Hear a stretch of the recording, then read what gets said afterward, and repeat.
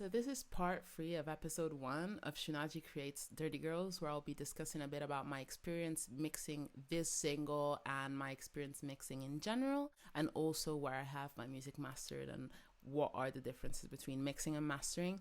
So Dirty Girls took about 20 mix downs before we got it right, and I was working on a pretty tight deadline because my EP was meant to be released in May 2020 when I would have my headline show at Bermondsey Social Club, but obviously that went totally in the garbage due to COVID-19, and so we extended the deadline after Dirty Girls had been mastered.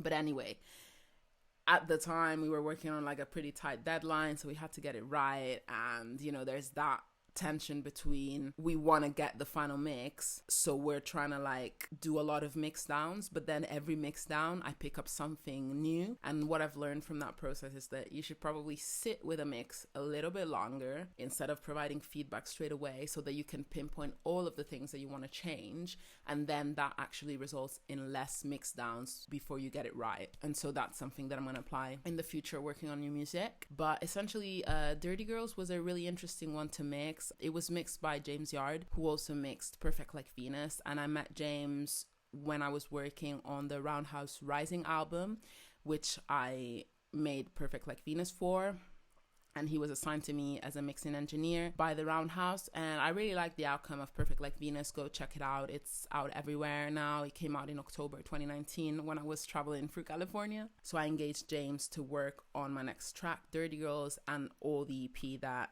it is part of.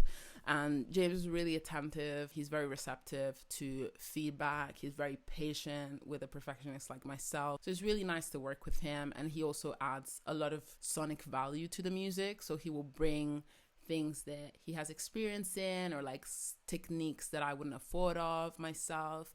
And that's really nice to have in an engineer, where they can actually expand on and elevate the track that you've given them. We were working on a tight deadline. My EP was originally due to come out in May 2020. Obviously the April release of Dirty Girls was quite close to that, and we had to mix all the other tracks. It's like totally 4 tracks. That meant that I was giving him like constant feedback on all the mixes, and then every time I gave him feedback, I listened to the mix again and be like, oh, actually this needs to be changed. So it took us quite a few mix downs to get to the outcome that we wanted, but we got there after a while. And the communication is so good and like fluent that I was able to add a little tweak, an addition, which was the thunderstorm effect that you hear at the end of the bridge in Dirty Girls. And I just felt that had to be there. It was a very impulsive decision, because I wouldn't advise to add things when a track is already out for mixing, but it felt right. But we had a few hiccups in the mixing. I sent the track for mastering,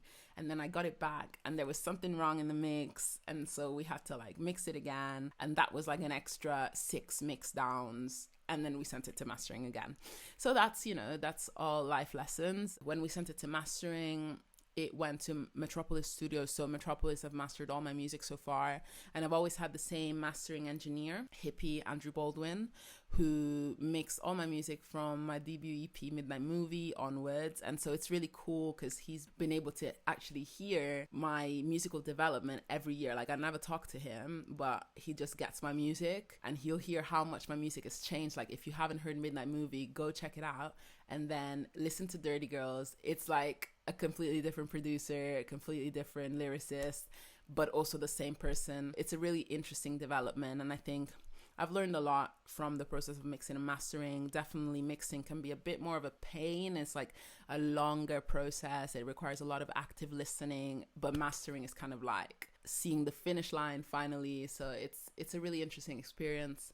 And if you have any questions about mixing and mastering, you need any advice, put it down in the comments, send me a DM or email info@shunaji.com. Thank you so much for following my journey through Shunaji Creates episode 1. There will be a new episode each time I release new stuff. Stay tuned and follow my YouTube channel where I'll be posting the full videos. Until then, stay safe, keep well, and sending you my love and good energy.